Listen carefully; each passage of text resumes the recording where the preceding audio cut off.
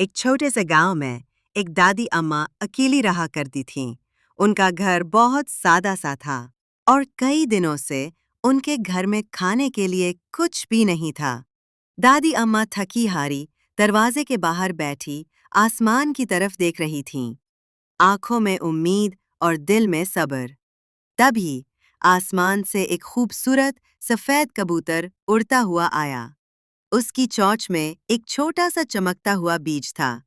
دادی اماں نے وہ بیج لے کر اپنے گھر کے قریب چھوٹے سے باغ میں لگا دیا۔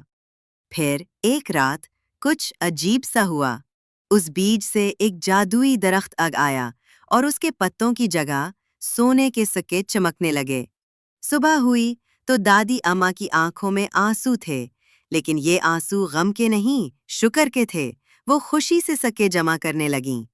ان کے چہرے پر سکون تھا اور دل میں اللہ کا شکر۔ آخر میں وہی سفید کبوتر ان کے کندھے پر آ کر بیٹھ گیا، جیسے کہنے آیا ہو، صبر کرنے والوں کو اللہ کبھی تنہا نہیں چھوڑتا۔